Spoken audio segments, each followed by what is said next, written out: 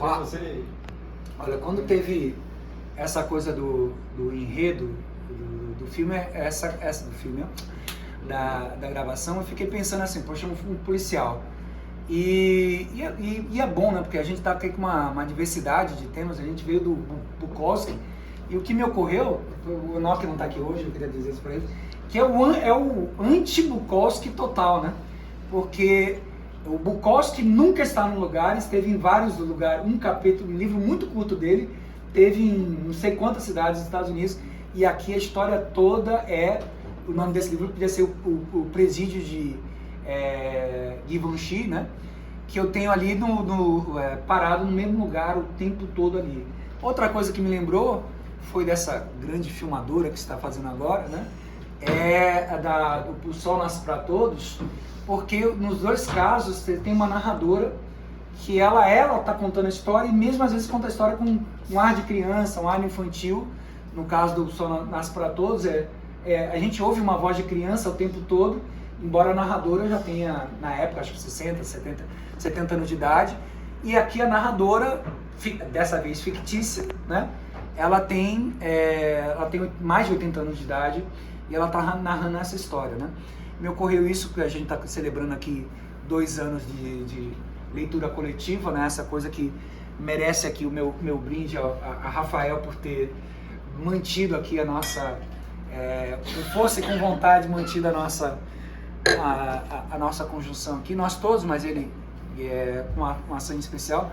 Mas lembrou assim, quando eu pensei num livro de policial, eu pensei, poxa, é demais, né? Eu não leria sozinho um livro para saber quem matou quem, meu tempo é mais importante do que isso, né? Mas a sereia cantadora de contos, né, Carol, já soltou um negocinho ali que, não, olha, tem impressionista. Eu acho que não conhecia o enredo, não tinha muita confiança. Mas é mais ou menos, né? Mas tem impressionista, ficou meio no meio. Mas era leitura coletiva, eu falei, não, leitura a gente vai ler também.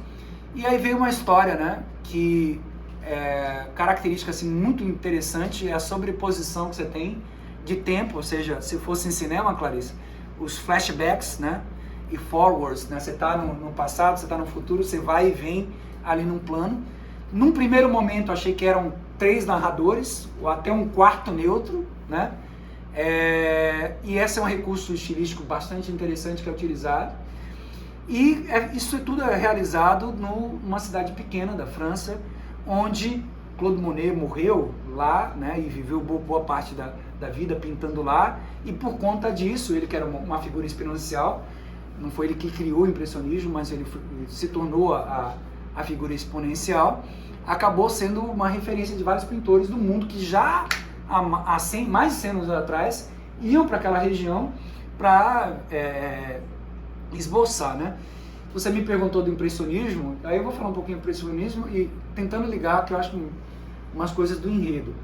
Que o impressionismo, na verdade, foi um nome dado por um xingamento.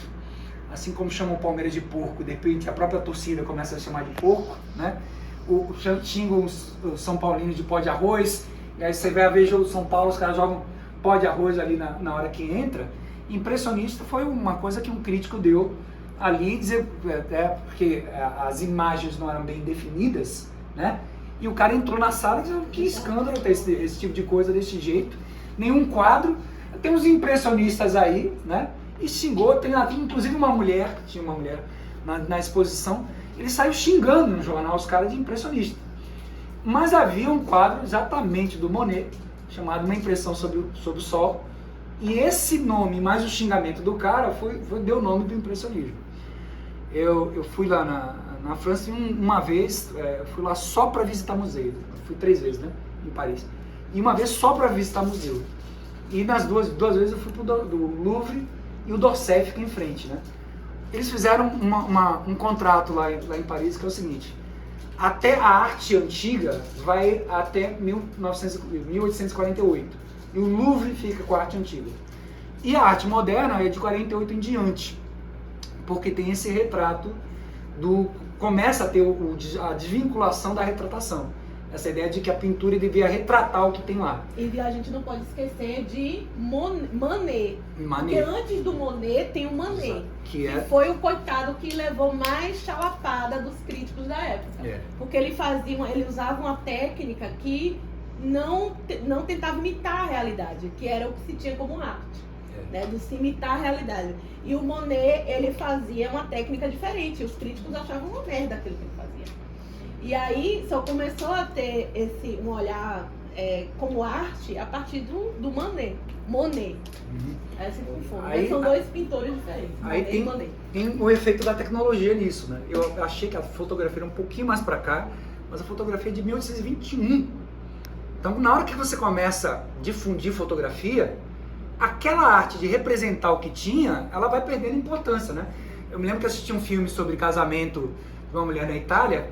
Você pintava a princesa, levava a coisa para outro cara em outro lugar, né? Via lá, aquilo aconteceu no Brasil, que dizem que casaram com a primeira esposa era feia, né? E o segundo quis ver a esposa dos quadros antes, conhecer o quadro, então o cara pintava bem. É claro que às vezes está numa casa real, a pessoa precisa dar uma caprichada ali para melhorar o baba, né? Mas na hora que isso foi difundido, o cara que teve a vida toda para retratar o que estava lá e você não viu, quer dizer, eu tô aqui no Brasil, você é um europeu, não viu, vou fazer um quadro do Brasil, Rafael, para você saber o que é. Isso foi perdendo importância, né? Ainda não tinha chegado os irmãos Lumière, já chegaria um pouco depois, que é uma discussão que também é na França, né? Eu fico pensando em tecnologia, Clarissa.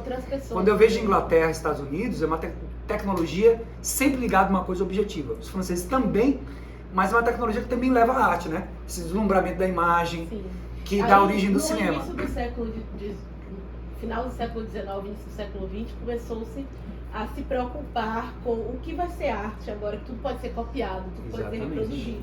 E aí tem um texto fundamental para quem gosta disso, que é a obra de arte na época da reprodução técnica do Walter Benjamin, que todo mundo que estuda comunicação, cinema, todo mundo nós do cinema. E é muito bom esse texto, que ele faz uma reflexão de como, a partir daquele momento, ele enxerga a arte a partir do momento que tudo pode ser copiado, que existe uma máquina. Eles acreditam que boa parte deles que é um empobrecimento, né? Que é essa arte que é reproduzível, porque o Monet, o Van Gogh, né, etc., não são reprodutíveis, né? E essa arte é uma coisa que você faz em escala, isso empobreceria, né? Houve ele é considerado, o autor que ela citou, o Walter Benjamin, é considerado um dos precursores da escola de Frankfurt, e boa parte deles também tinham essa coisa da arte popular como mais baixa, mas uma parte deles revisou dessa arte reprodutiva. Mas quando teve isso, né, o que aconteceu? Eles acabaram difundindo. Então a arte não podia ser só reproduzir o negócio. Qual é o papel dessa arte? Fazer o quê? Né? Eu vou dizer o seguinte, não sei se uma parte tem a ver com o fato de ser cego, né?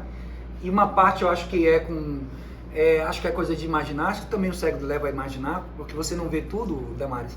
Aí você completa o que você vê com a sua imaginação, aí fica achando que tem mais...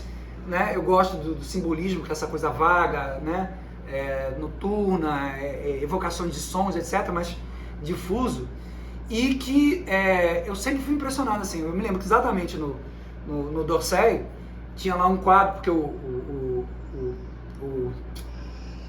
Pablo Picasso, que tem um filho, já foi impressionista também, foi por um tempo impressionista, aliás, vários impressionistas, né, criaram movimentos posteriores, né?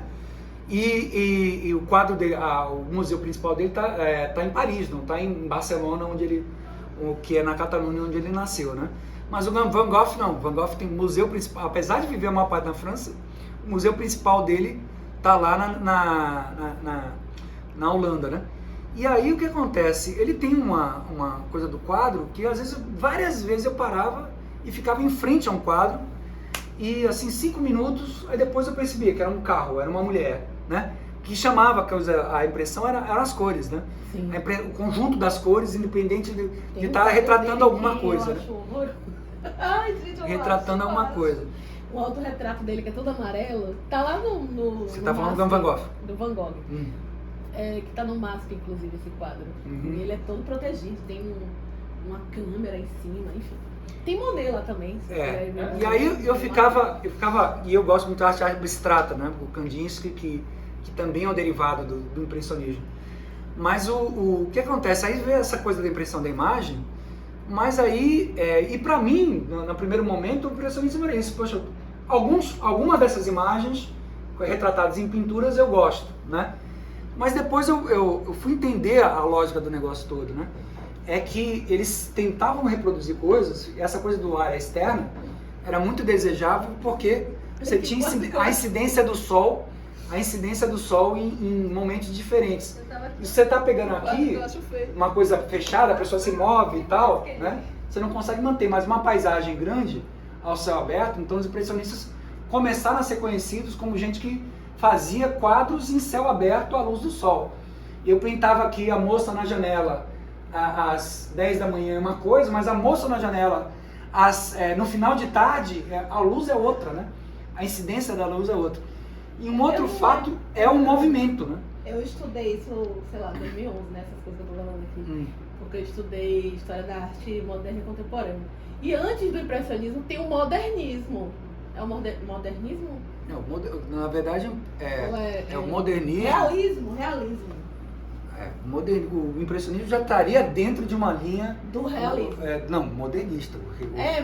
Mas tem uma. O impressionismo é não realista, né? Você tá uma coisa do realismo, porque eles pintam as coisas em movimento.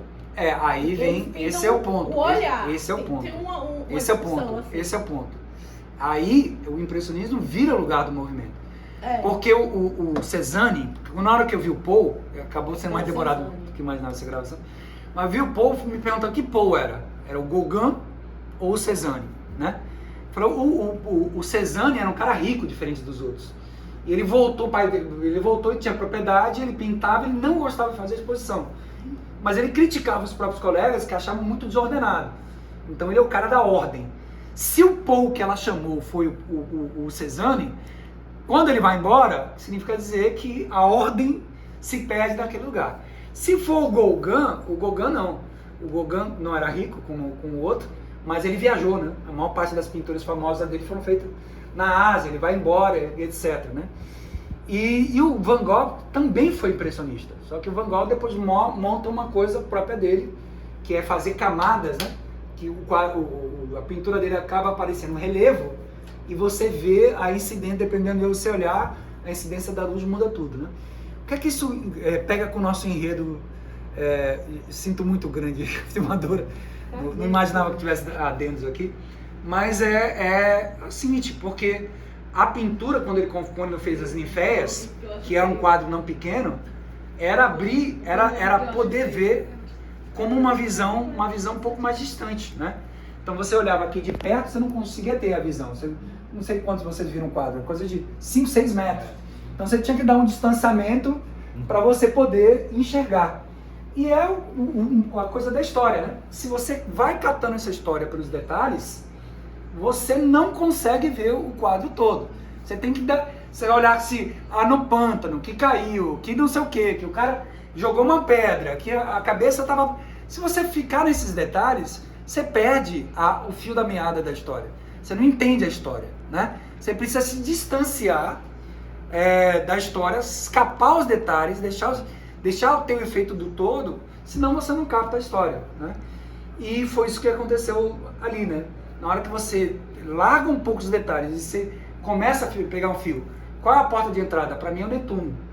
Porque o Netuno vai dizer, aquele cachorro não pode ter vivido 70 anos de idade.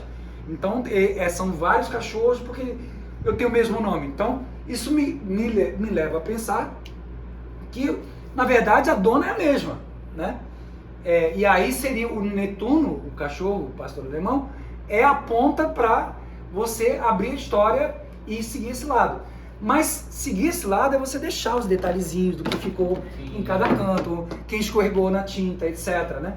E você abre a história. E aí, só para colocar, eu acho o grande coisa da história é essa coisa de ter a narrativa, né? E de eu assistir um romance de suspense e policial, cuja a coisa não se resume só a descobrir quem matou. Existe uma vida numa mulher, um sonho de uma menina, né? Que é contada na história toda, e de uma coisa linda, né? Que ele diz no primeiro, logo no início, que vão ser em 13 dias tudo estará resolvido, e tem um capítulo 14 que é de uma beleza, de uma coisa, que coisa linda aquele 14º capítulo, né? Ela já morta, spoiler, né? Ela já morta, sonhando com o investigador, que alguns acham um banana, né? Eu não percebi que ela estava morta, né? Não, você percebeu? Quem tá morta? É Wagner, tá dizendo que não, ela tá morta no sentido de... Morta no sentido da personagem. Ela já... Sonete, né? No caso. Não, no sentido dela assim, dela já dizer, ó, já vou matar. Já acabou meu tempo. Sim. E ela contar a coisa que tá vendo lá, o Laurence, né? O corpo Chegando lá, que teve o nome de Laurence e Laurence, né? E o Laurence chegando, e ela vindo num carro, tava vazio, e ela aguardando lá, esperando ele chegar Foi bem pra investigação. poético, né? Foi poético. Mas agora tem 3